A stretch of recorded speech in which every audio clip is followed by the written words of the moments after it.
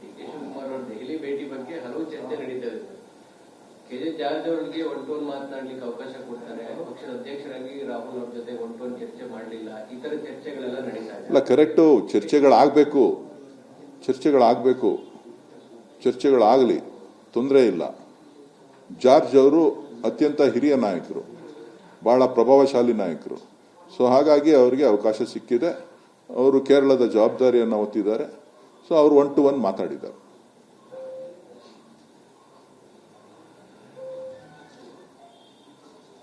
Sir, ಈಗ ನೀವು ತಾಳ್ಮೆ ಸಂಯಮ ಅಂತ ಹೇಳಿದ್ರೆ ಸತೀಶ್ ಜಾರಕಿಹೊಳಿ ಅವರು ಈ ರೀತಿ ಗೊಂದಲಗಳನ್ನ ಹೈಕಮಾಂಡ್ ನಾಯಕರು ಬೇಗ ಪರಿಹರಿಸಲಿ ಅಂತ ಆಗ್ರಹ ಮಾಡ್ತಾ ಇದ್ದಾರೆ ಸರ್. ಹೈಕಮಾಂಡ್ ಮಧ್ಯಪ್ರವೇಶ ಮಾಡಲಿ ಬೇಗ, ಆದಷ್ಟು ಬೇಗ ಅಂತ.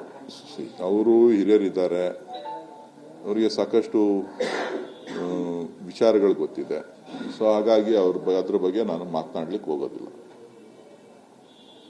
ಖರ್ಗೆ ಅವರು ರಾಜ್ಯದವರೇ ಆಗಿದ್ದು, ಅವರಿಗೆ ಎಲ್ಲರ ಇದು ಗೊತ್ತಿತ್ತು, ಅವರು ಮೌನ ವಹಿಸಿರುವಂತ ಗೊಂದಲನ ಡ್ರ್ಯಾಗ್ ಮಾಡ್ತಾರೆ.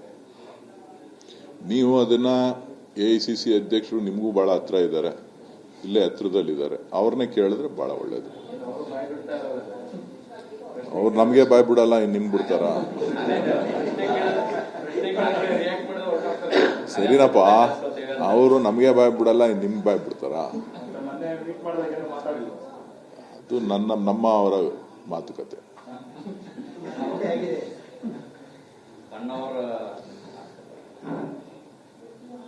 ಖರ್ಗೆ ಸಾಹೇಬರು ನಮ್ಗೆ ಹೊಸಬ್ರಲ್ವಲ್ಲ.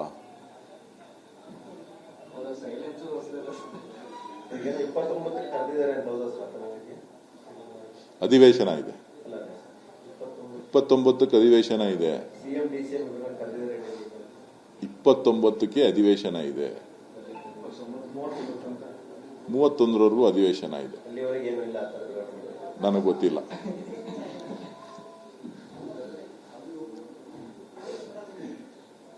ಅಧಿವೇಶನ ಇದೆ.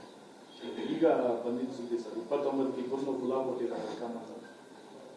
ಅಧಿವೇಶನ ಇದೆ ಅಂತ ಹೇಳಿದ್ನಲ್ಲಪ್ಪ.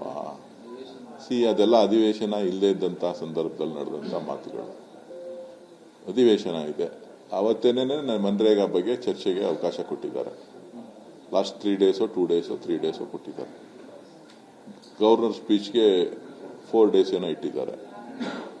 ಲಾಸ್ಟ್ 3 ಡೇಸು 2 ಡೇಸು ಮನ್ರೇಗಾ ಬಗ್ಗೆ ಇಟ್ಟಿದ್ದಾರೆ. ಸೊ ಅದು ಮುಗಿದ ಮೇಕಲ್ಲ ಎಲ್ಲ. ಬಜೆಟ್ ಬೇರೆ ನಡೀತಾ ಇದೆಯಲ್ಲ ತಯಾರಿ.